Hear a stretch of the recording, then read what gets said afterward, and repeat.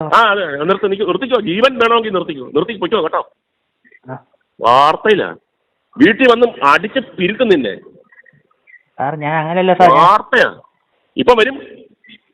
എന്റെ മേഴ്സിയിലാണ് ഞാൻ പറയുന്നത്. അയാൾ അറിയാതെ വിളിച്ചു പോയതാണ്, വിട്ടുകളയെന്ന് പറഞ്ഞാൽ ഓക്കെ. അതല്ലെങ്കിൽ ഒന്ന് അന്വേഷിക്കാന്ന് പറഞ്ഞു കഴിഞ്ഞാൽ നിന്റെ വീട്ടിൽ നീ ഉറങ്ങത്തില്ല. ആകാശം സുഹൃത്താ.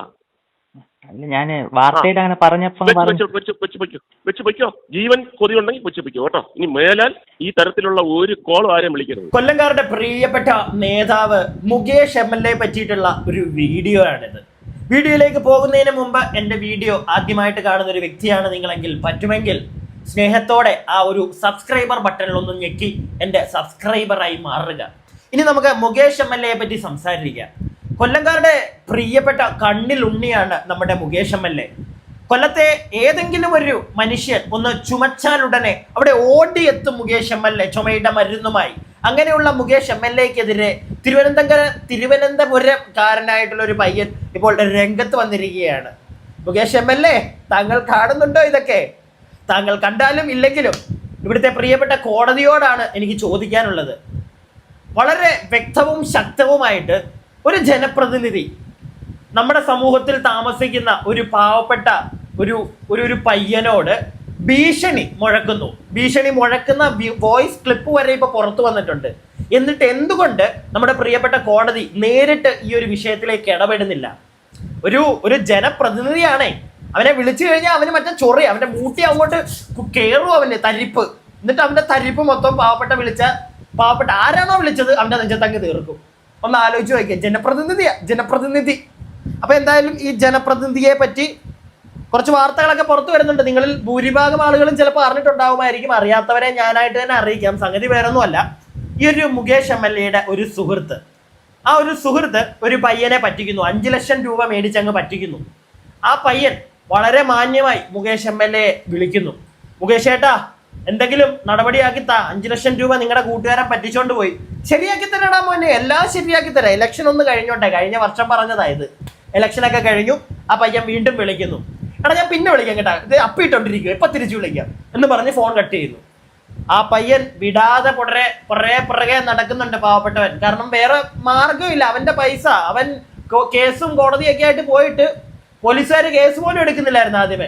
ലാസ്റ്റ് DIG ഓഫീസിലും അവിടെ എവിടെയൊക്കെ കയറി ഇറങ്ങിയിട്ടാണ് പോലീസുകാർ ഒരുത്തനെതിരെ, ഈ മുകേഷ് ഏട്ടൻ്റെ മുകേഷ് ഏട്ടനൊന്നും വിളിക്കേണ്ട കാര്യമില്ലല്ലേ, മുകേഷ് തമ്പ്രാൻ MLAയുടെ സുഹൃത്തിനെതിരെ ഒന്ന് കേസെടുത്തു. പക്ഷെ വലിയ കാര്യമൊന്നുമില്ല.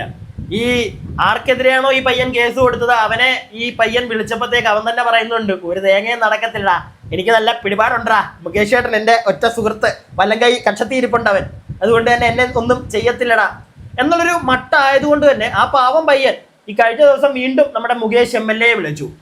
ആട്ടുകായിരുന്നു മുകേഷ് MLA, ആട്ടുക, ലിറ്ററലി ആട്ടുക. നിങ്ങൾ ആ ആട്ടൊന്ന് കേക്ക്, എന്നിട്ട് ഞാൻ ബാക്കി കാര്യങ്ങൾ സംസാരിക്കാം. ആരാണ്?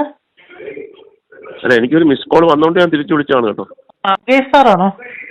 അതെ, അതറിയാമല്ലോ, പിന്നെന്തിനാണ് ആരാണെന്ന് ചോദിക്കുന്നത്? അല്ല സാർ, ഞാൻ 2-3 നമ്പറിൽ വിളിച്ചത്, അതാണ്. ശരി, പറഞ്ഞു. ആരാണ്, എവിടുന്നാണ്? ഞാൻ തിരുവനന്തപുരത്ത് നിന്നാണ് വിളിക്കുന്നത്. തിരുവനന്തപുരത്ത് എവിടെയാ? തിരുവനന്തപുരത്ത് ഊരുട്ടമ്പലത്ത് നിന്നാണ്. ഊരുട്ടമ്പലം, പറഞ്ഞോ, എന്തായിരുന്നു? സാറിന്റെ ഏറ്റവും അടുത്ത സുഹൃത്തായ രാധാകൃഷ്ണൻ. ഹലോ, കേൾക്കണ്ട. സുഹൃത്താ? ഏത് സുഹൃത്ത്? സുഹൃത്ത്? അല്ല, സുഹൃത്തിനൊക്കെ ഒരു അർത്ഥമുണ്ട്. ഞാനിത് അങ്ങോട്ട്, ഇത് എന്റെ നമ്പർ ഉണ്ടല്ലോ, സൈബറുമായിട്ട് കണക്ട് ചെയ്തിരിക്കുകയാണ്. അതെ. കോടതിയുടെ തീരുമാനമാണ്, സൈബറുമായിട്ട് കണക്ട് ചെയ്തിരിക്കുകയാണ്. അതെ സാർ, ഞാന് ആള് വരും. എന്താണ് ചോദിക്കാൻ? സുഹൃത്താ? അല്ല, ഞാന് വാർത്തയിലൊക്കെ കേട്ടോണ്ട് അറിയാതെ. അതെ, നിർത്തിക്കോ. ജീവൻ വേണമെങ്കിൽ നിർത്തി പൊയ്ക്കോ കേട്ടോ. വാർത്തയിലാണ് വീട്ടിൽ വന്ന് അടിച്ച് പിരുക്കുന്നില്ലേ സാർ? ഞാൻ അങ്ങനെയല്ല സാർ. വാർത്തയാ ഇപ്പൊ വരും. എന്റെ മേഴ്സിയിലാണ് ഞാൻ പറയുന്നത്. അയാൾ അറിയാതെ വിളിച്ചു പോയതാണ്, വിട്ടുകളയെന്ന് പറഞ്ഞാൽ ഓക്കെ. അതല്ലെങ്കിൽ ഒന്ന് അന്വേഷിക്കാന്ന് പറഞ്ഞു കഴിഞ്ഞാൽ നിന്റെ വീട്ടിൽ നീ ഉറങ്ങത്തില്ല. ആകാശം സുഹൃത്താ. ഞാൻ വാർത്തയിൽ അങ്ങനെ പറഞ്ഞപ്പോ വെച്ച് പൊയ്ക്കോ. ജീവൻ കൊതിയുണ്ടെങ്കിൽ വെച്ച് പൊയ്ക്കോ കേട്ടോ. ഇനി മേലാൽ ഈ തരത്തിലുള്ള ഒരു കോളും ആരെയും വിളിക്കരുത് കേട്ടോ. നിന്റെ നമ്പർ നോട്ട് ചെയ്ത് കഴിഞ്ഞു. ഇനി എന്തെങ്കിലും ഒരു മിസ്റ്റേക്ക് നീ വന്നു കഴിഞ്ഞാൽ നീ ജീവിക്കത്തില്ല, വേറെ സ്ഥലത്ത് ജീവിക്കും കേട്ടോ. ഇറങ്ങിയിരിക്കുകയാണോ പരിപാടിയായിട്ട്? ശരി, ഓക്കെ. ഒരു ജനപ്രതിനിധി ഈ നാട്ടിലെ ഒരു സാധാരണക്കാരനോട് പറയുകയാണ്, ഞാൻ നിന്നെ തീർത്ത് കളയും, നിന്റെ വീട്ടിൽ വന്നങ്ങ് ശരിയാക്കി തരും, നിന്നെ ജീവിപ്പിക്കത്തില്ല.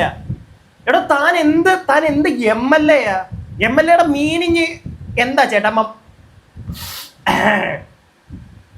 ഇവനെയൊക്കെ എന്താ പറയണ്ടേ? മുകേഷ് MLA, ചിലപ്പോ താങ്കൾക്ക് താങ്കളുടെ സുഹൃത്ത് നല്ലൊരു പണി തന്നിട്ടുണ്ടായിരിക്കും. അതുകൊണ്ട് തന്നെ അവന്റെ പേര് കേൾക്കുമ്പോൾ തനിക്ക് ദേഷ്യം വരുമായിരിക്കും. ഓക്കെ, അതായിരിക്കാം സംഗതി, മനസ്സിലായില്ലേ? അവന്റെ പേരും പറഞ്ഞ് അവൻ ഒരുപാട് പ്രശ്നങ്ങൾ ഉണ്ടാക്കി കാണാം. അവന്റെ പേരിൽ താങ്കളെ ഒരുപാട് ആളുകൾ വിളിക്കുന്നുണ്ടായിരിക്കാം. ചിലപ്പോൾ അതിന്റെ പുറത്തായിരിക്കും താങ്കൾക്ക് ആ ദേഷ്യം വന്നത്. മനസ്സിലാക്കുന്നു, ഞാനത് മനസ്സിലാക്കുന്നു. എന്നാൽ ഇതൊന്നും അറിയാത്ത ഒരു പാവം പയ്യൻ, ഈ നാട്ടിലെ ഒരു സാധാരണക്കാരൻ, അവൻ നിങ്ങളെ വിളിക്കുമ്പോൾ വളരെ മാന്യതയോടുകൂടിയല്ലേ ആ പയ്യൻ വിളിച്ചത്? അങ്ങനെ വിളിക്കുന്ന ഒരാളോട് ഇങ്ങനെയാണോ MLA സംസാരിക്കുന്നത്? താൻ എവിടുത്തെ MLA യാ? അങ്ങേരുടെ ഫോൺ മാത്രം സൈബറുമായിട്ട് കണക്റ്റഡ് ആണ്. കോടതിയിൽ നിന്ന് നേരെ മറ്റേ ഇൻട്രാസ് ഉണ്ട് പുള്ളിക്ക്. താനൊക്കെ ആരാ? താനൊരു സിനിമാ നടൻ, നമ്മളെക്കാട്ടിലും കാശും എല്ലാം ഉണ്ട് തനിക്ക് കാശുണ്ട്, മറ്റേ പിടിപാടുണ്ട്, പിണുവിന്റെ അടിയിലായിരിക്കും താൻ. ഓക്കെ, എന്ന് വെച്ചിട്ട് ഈ നാട്ടിലെ സാധാരണക്കാരുടെ നെഞ്ചത്ത് കയറി ഉണ്ടാക്കാനായിട്ട് തനിക്ക് ആരും ഇവിടെ അവകാശം തന്നിട്ടില്ല മിസ്റ്റർ മുകേഷ് MLA. ഒരാൾ വിളിക്കുമ്പോൾ മര്യാദയ്ക്ക് സംസാരിക്കാൻ അറിയാത്ത ഇയാളുടെ ഒരു വോയിസ് ക്ലിപ്പ് ഇന്നും കാണും, സോഷ്യൽ മീഡിയ കിടന്ന് കറങ്ങുന്നുണ്ടായിരിക്കും. ഒരു പയ്യനോട് ഇയാൾ സംസാരിച്ച സാധനമൊക്കെ. എടാ തൻ്റെ കോണം അത് ഫാമിലി പേഴ്സണലായി പോകും. ഞാൻ അതുകൊണ്ടൊന്നും പറയാത്തതാണ്. 1 കെട്ടി 2 കെട്ടി എവിടെ കെട്ടിയവരൊക്കെ എവിടെ? തൻ്റെ കൂടെ ഒരാൾ നിൽക്കുന്നില്ല തൻ്റെ ഈ മുണഞ്ഞ സ്വഭാവം കൊണ്ട്. അതൊക്കെ ഓക്കെ, അത് തൻ്റെ പേഴ്സണൽ ലൈഫ്, താൻ എന്താന്ന് വെച്ചാൽ കാണിച്ചു. പക്ഷെ സാധാരണക്കാരുടെ നെഞ്ചത്തോട്ട് ഓട്ടുകുത്തി തന്നെ അവിടെ കയറ്റി ഉണ്ടാക്കിയവരുടെ നെഞ്ചത്തോട്ട് താൻ ഈ കൊണയും കൊണ്ട് ഇറങ്ങുന്നുണ്ടല്ലോ, അത് അത്ര നല്ലൊരു പരിപാടിയല്ല മിസ്റ്റർ മുകേഷ് MLA. ആ പയ്യൻ ഒരാൾ നമ്മുടെ നാട്ടിലെ ഒരു MLA പറയുന്ന വർത്താനമാണ്. നിന്റെ വീട്ടിൽ നിന്നെ അങ്ങ് തീർക്കും, അങ്ങ് വരും, നിന്നെ ഇവിടുന്ന് ഇല്ലാതാക്കി കളയും. ഇവൻ ആരാ ഇവൻ? ഒരാളും ഇവിടെ പോലീസുകാരോട് എന്തായാലും പറഞ്ഞിട്ട് കാര്യമൊന്നുമില്ല, പാവങ്ങൾക്കൊന്നും ചെയ്യാൻ പറ്റത്തില്ല ഇതിനകത്ത്.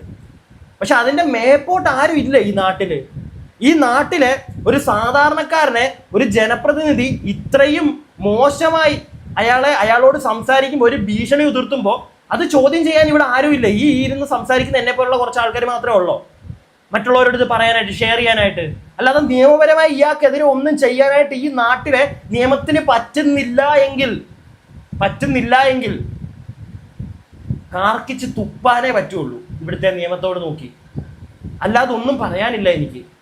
എന്തായാലും ഈ പയ്യൻ, ഈ ഗൗതം എന്ന് പറയുന്ന പയ്യൻ, നമ്മുടെ മറുനാടൻ ഷാൻസ്കറിയോട് സംസാരിക്കുന്ന ഒരു വോയിസ് ക്ലിപ്പും കൂടെ ഉണ്ട്. ഞാൻ അതും കൂടെ നിങ്ങളെ ഒന്ന് കേൾപ്പിക്കാം, കുറച്ചുള്ള അതും കൂടെ ഒന്ന് കേൾക്കുക. ഗൗതം ഇന്നലെ എന്നെ വിളിച്ചിരുന്നു, ഞാൻ ഡ്രൈവിംഗിലായിരുന്നു. അതുകൊണ്ടാണ് ഞാൻ. എന്താണ് മുകേഷിനെ നിങ്ങൾ ടെലിഫോൺ വിളിക്കാനുള്ള സാഹചര്യം എന്താണ്? ഞാൻ രാഘം രാധാകൃഷ്ണൻ എന്ന് പറഞ്ഞ ഒരു ഓൺലൈൻ ചാനൽ നടത്തുന്ന ഒരാളുണ്ട്, പുള്ളിക്കാരൻ കൊല്ലത്ത്. പുള്ളിക്കാരൻ പലരെയും തട്ടിച്ചിട്ടുള്ള പരാതി കേട്ടിട്ടുള്ള ആളല്ലേ? അതെ. അയാള് പുള്ളിക്കാരൻ എന്റെ കയ്യിൽ നിന്ന് 5 ലക്ഷം രൂപ വാങ്ങിച്ചിരുന്നു, ജോലി വാഗ്ദാനം നൽകി. 5 ലക്ഷം രൂപ? അതെ. ശരി, അതെന്നാ മേടിച്ചേ? കഴിഞ്ഞ വർഷം.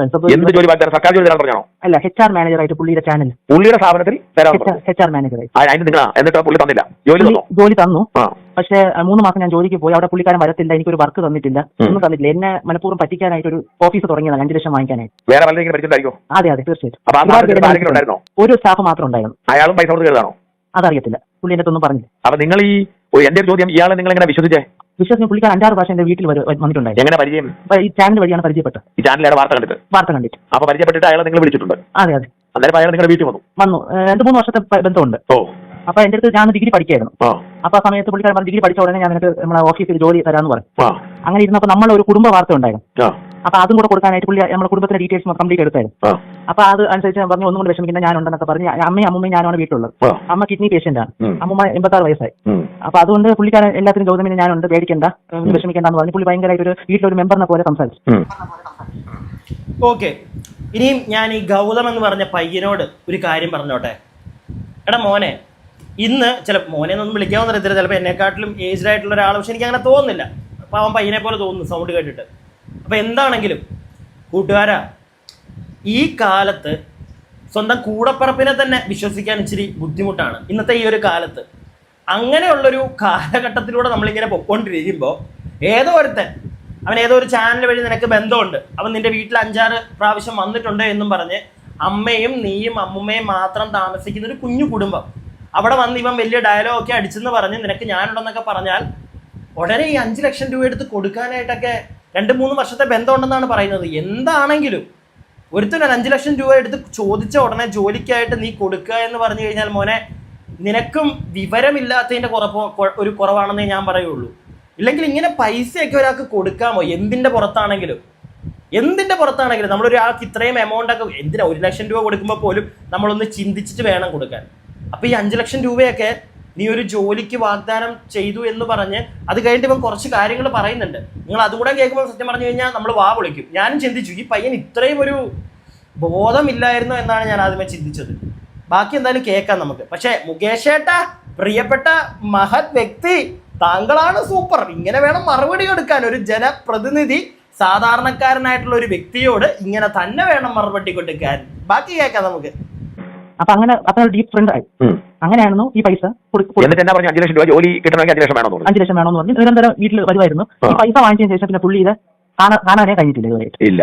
അപ്പൊ എന്റെ ഒരു സിമ്പിൾ ചോദ്യം, ഈ പുള്ളിയുടെ ഒരു കമ്പനി അല്ല, പുള്ളിക്ക് ഒരു റെപ്യൂട്ടേഷൻ ഇല്ല, പുള്ളി ഒരു സ്ഥാപനം ഒന്നും പറയാൻ അവിടെ നിങ്ങൾ എന്തിനാണ് 2 ലക്ഷം ലോൺ കൊടുത്തേ? പുള്ളി ബ്രൗസർ കാണിച്ച് ചാനലിലോട്ട് വരാൻ പോകുന്നു പറഞ്ഞു. ഓൺലൈൻ ചാനൽ അല്ലാതെ ഏഷ്യൻ ന്യൂസ് പോലെയുള്ള ചാനലിൽ വരുമെന്നുള്ള ഇതൊക്കെ കാണിച്ചായിരുന്നു. ചാനലിലോട്ട് കാണിച്ചതുള്ളൂ, പക്ഷേ നിങ്ങൾക്ക് ഉറപ്പൊന്നുമില്ലായിരുന്നു. പക്ഷേ നിങ്ങൾ ആരും അന്വേഷിക്കില്ല, അന്വേഷിക്കുന്നത് ആർക്കും പറയരുതെന്ന് പുള്ളി പറഞ്ഞു. അപ്പൊ അതുകൊണ്ട് നമ്മൾ പറയാൻ പോയില്ല. പിന്നെ അത് മാധ്യമം അങ്ങോട്ടും ഇങ്ങോട്ടും എതിരെ ആളുകൾ ഉണ്ടാവുമല്ലോ, അതുകൊണ്ട് പിന്നെ നമ്മൾ അത് വിശ്വസിച്ചിട്ട് കൊടുത്തതാ. എങ്ങനെ കാശ് കൊടുത്തു? മിച്ചമുണ്ടായിരുന്നു അത്രയും കാശ്? 5 ലക്ഷം രൂപ ഉണ്ടായിരുന്നു. വീട്ടിലുണ്ടായിരുന്നു? അത് മൊത്തം കൊടുത്തു. എന്നിട്ട് നിങ്ങൾ ജോലിക്ക് കാരണം അവിടെ ആരുമില്ല? അവിടെ ഉദ്ഘാടനം ചെയ്തു. ഞാനും അമ്മയും അമ്മയും പുള്ളിക്കാരനും കൂടെ ഉദ്ഘാടനം വേറെ ആരും വന്നില്ല. മുകേഷ് എം എൽ എ വരും എന്നൊക്കെ പറഞ്ഞിരുന്നു നമ്മളെ, പക്ഷെ ആരും വന്നില്ല. എടാ മോനെ, എൻ്റെ ഒരു സംശയമാണ് ഇത്. നിനക്ക് അത് കണ്ടപ്പോൾ പോലും ഒരു സംശയം നിനക്ക് തോന്നിയില്ലേ? അപ്പൊ തന്നെ പൈസ ചോദിക്കണ്ടായിരുന്നു അയാളുടെ അടുക്കെ. അതായത് ഒരു സ്ഥാപനത്തിന്റെ ഉദ്ഘാടനം, ഈ പയ്യനും ഈ പയ്യന്റെ അമ്മയും അമ്മുമ്മയും അയാളും മാത്രം, ഇത്രയും പേരും വെച്ച് മാത്രം ഒരു സ്ഥാപനത്തിന്റെ ഉദ്ഘാടനം. എടാ ഇത് കാണുമ്പോൾ തന്നെ ഫ്രോഡാണെന്ന് ഏതൊരാൾക്കും മനസ്സിലാവില്ല. എടാ മോനെ, നിനക്ക് എന്തുകൊണ്ട് നിനക്ക് അങ്ങനെ ചിന്തിക്കാനുള്ളൊരു കഴിവില്ലാതെ ആയിപ്പോയി? നിന്റെ കയ്യിൽ മിസ്റ്റേക്ക് ഉണ്ടാ മോനെ, ഞാൻ അങ്ങനെ പറയുള്ളൂ. ഇല്ലെങ്കിൽ ഇങ്ങനെയൊക്കെ ഇതിപ്പം എന്തുകൊണ്ട് മറുനാടൻ നമ്മുടെ ഷാജിൻസ്കറിയ സാർ അത് ചോദിച്ചില്ല എന്ന് എനിക്കറിയില്ല. ഈ ഒരു 4-5 പേരും മാത്രമായിട്ടൊരു ന്യൂസ് ചാനലിന്റെ ഉദ്ഘാടനം എന്നൊക്കെ പറയുമ്പോഴേ അപ്പോഴേ എഴുതിക്കോണോ ഇത് ഗോപി, അപ്പോഴേ അവന്റെ കുത്തിന് പിടിച്ച് കാശ് മേടിക്കേണ്ടതായിരുന്നു. അല്ലാതെ അവിടെ 1-2 ആഴ്ച ഇരിക്കുകയല്ലായിരുന്നു നീ ചെയ്യേണ്ടത്.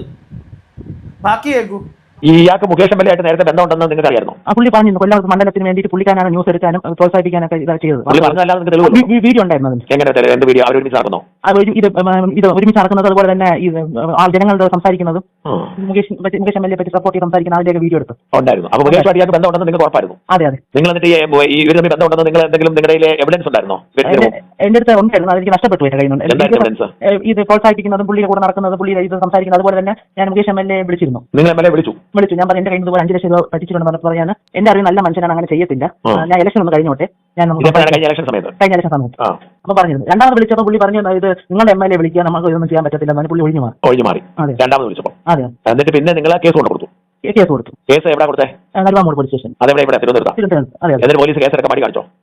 എന്നിട്ട് നിങ്ങൾ എങ്ങനെ എടുപ്പിച്ചേ? പിന്നെ നമ്മൾ മുഖ്യമന്ത്രിക്ക് പരാതി കൊടുത്ത്, പിന്നെ കാട്ടാക്കട DYSP ഓഫീസ് ഉണ്ട്, അവിടെ പരാതി വന്നു, മുഖ്യമന്ത്രി അയച്ചു. പിന്നെ അവർക്ക് ഇടപെട്ടു, പിന്നെ അങ്ങനെ FIR ഇട്ടു. അതുപോലെ തന്നെ അവർക്ക് എതിരെ കേസ് എടുത്തു, മുൻകൂർ ജാമ്യം അവരെടുത്തു. അറസ്റ്റ് ചെയ്ത് വന്നപ്പോൾ ഇൻഫോർമേഷൻ കൊടുക്കുന്നുണ്ട്, മുൻകൂർ ജാമ്യം എടുത്തു. എടുത്തില്ല. ഇതിനിടെ ഞാൻ രാധാകൃഷ്ണൻ പുള്ളിക്കാരനെ വിളിച്ചിരുന്നു. ആ പുള്ളി പറഞ്ഞു ഇത് ഞാൻ പോലീസൊക്കെ എനിക്ക് അനുകൂലമാണ്, അതുകൊണ്ട് കേസൊന്നും എടുക്കാനുള്ള ഇത് വരത്തില്ല എന്നൊക്കെ പറഞ്ഞു. പുള്ളി അങ്ങ് കട്ട് ചെയ്തു. എടുക്കത്തില്ല. ഇപ്പം വിളിക്കാൻ കാരണം എന്തെങ്കിലും ആനുകൂല്യം കിട്ടുമെന്ന് വിചാരിച്ചിട്ട്, നടപടി ഉണ്ടാവും വിചാരിച്ചു, അല്ലെങ്കിൽ പുള്ളി സംസാരിച്ച് ഒത്തുതീർപ്പാക്കിയ കാശ് കിട്ടുമെന്ന് വിചാരിച്ചിട്ടാണ് പുള്ളി ഇടപെട്ടിട്ട്. അതെ. പുള്ളി തന്നെ കട്ട് ചെയ്തു. ഞാൻ ഇവിടെ കേട്ടോണ്ടിരുന്നുണ്ട് പുള്ളി അവസാനം എന്താണ് പറയുന്നത്. ഞാനത് ഷാജൻ സാറിനെ അറിയിച്ചു, എന്താണെന്നുള്ളത് നോക്കാൻ മാധ്യമത്തിൽ ഇത് കൊടുക്കണമെന്നുണ്ടായിരുന്നു. അത്രമാത്രം ഭീഷണിപ്പെടുത്തുന്ന രീതിയാണ് സംസാരിച്ചത്, സാർ കേട്ടല്ലോ. അതിനിപ്പോ കോടതി വഴി പോകാനേ പറ്റത്തോ? അങ്ങനെ കോടതി വഴി പോകാൻ പോവുകയാണല്ലേ ഗൗതം? വളരെ വിഷമമുണ്ട് പറയാനായിട്ട്, എങ്കിലും ഞാനൊരു സത്യം പറയുകയാണ്. മോൻ്റെ 5 ലക്ഷം രൂപ അത് ഇത്രേ ഉള്ളൂ. ഇതാണ് സംഭവിക്കാൻ പോകുന്നത്. അല്ലാതെ മുകേഷ് എം എൽ എ ഇടപെട്ടിട്ട് നിനക്ക് എന്തെങ്കിലും കിട്ടുമെന്ന് എനിക്ക് തോന്നുന്നില്ല. പിന്നെ കോടതി വഴി ഇവിടെ നമുക്ക് കണ്ടറിയാം. കിട്ടട്ടെ എന്ന് പ്രാർത്ഥിക്കാം, ഞാനും അതേ ചെയ്യുന്നുള്ളൂ. നിനക്ക് ആ പൈസ കിട്ടട്ടെ എന്ന് പ്രാർത്ഥിക്കാം. പക്ഷേ ഒരു പരിധിയിൽ കൂടുതൽ നീ പ്രതീക്ഷ വെക്കണ്ട. മനസ്സിലായല്ലേ? ഷാജൻ സ്കറി സാർ പറഞ്ഞ പോലെ ഒരു ഓൾ ദ ബെസ്റ്റ് പറയുന്നു നിന്നോട്. അതല്ലാതെ അതിൻ്റെ അപ്പുറത്തേക്ക് എനിക്കൊന്നും പറയാനില്ല. പ്രത്യേകിച്ചടാ നീ ആദ്യമേ തന്നെ ആ ഒരു ഒരു ഒരു എന്താണ് സ്ഥാപനത്തിൻ്റെ ഉദ്ഘാടനം എന്നൊക്കെ അവിടെ നിന്നെ HR ആയിട്ടിരുത്തുമെന്നൊക്കെ അല്ലേ പറഞ്ഞത്. അപ്പം അതിൻ്റെ ഉദ്ഘാടനത്തിന് ഈ 4-5 പേരെയും വെച്ചൊക്കെ ഒരു ഉദ്ഘാടനം ഒരു സാധനം ഉദ്ഘാടിച്ചപ്പോഴേ മനസ്സിലാക്കേണ്ടതായിരുന്നു. അന്നേ ആ പൈസ ചോദിച്ച് മേടിക്കേണ്ടതായിരുന്നു. അല്ലെങ്കിൽ അന്നേ പ്രശ്നം ഉണ്ടാക്കി തുടങ്ങണമായിരുന്നു. ഇതിപ്പം മുകേഷ് MLA പിന്നെ അദ്ദേഹത്തിൻ്റെ കാര്യം പറയുകയാണെങ്കിൽ വയ്യ, എന്ത് പറയാനാ. വിദ്യാഭ്യാസമൊക്കെ ഉണ്ട്, പക്ഷേ വിവരമില്ല. അങ്ങേരുടെ വിചാരം അങ്ങേരാണ് കേരളം മൊത്തത്തിൽ അങ്ങ് ഭരിക്കുന്നതെന്നാണ് എനിക്ക് തോന്നുന്നത്. അതാണ് നമ്മളൊക്കെ മറ്റൊരു മഹാനുണ്ടല്ലോ, നമ്മുടെ തൃശ്ശൂർ, ഏതാണ്ട് ആ ഒരു കാറ്റഗറി പെടുമെന്ന് എനിക്ക് തോന്നുന്നത്. നമ്മളൊക്കെ അടിമകളില്, പാവങ്ങളില്, പ്രജകളില്, അവന്മാരൊക്കെ വൻ സെറ്റപ്പ്. നമ്മളൊക്കെ പറയും, അതൊക്കെ കേട്ടാൽ മതി നീയൊക്കെ. ആ ഒരു മൂട കഷ്ടം കൊല്ലംകാരുടെയും നമ്മുടെ എല്ലാവരുടെയും മൊത്തത്തിൽ മലയാളികൾ ഈ അവസ്ഥ. ഞാൻ എൻ്റെ അഭിപ്രായം പറഞ്ഞു. നിങ്ങളുടെ അഭിപ്രായങ്ങൾ താഴെ കമൻറ്റ് ബോക്സിൽ പറയുക. വീഡിയോ ഇഷ്ടപ്പെട്ടാൽ ലൈക്ക് ചെയ്യുക. സബ്സ്ക്രൈബ് ചെയ്യാതെ കാണുന്ന ഒരുപാട് ആളുകളുണ്ട്. പറ്റുമെങ്കിൽ ഒന്ന് സബ്സ്ക്രൈബ് ഒക്കെ ചെയ്യുക.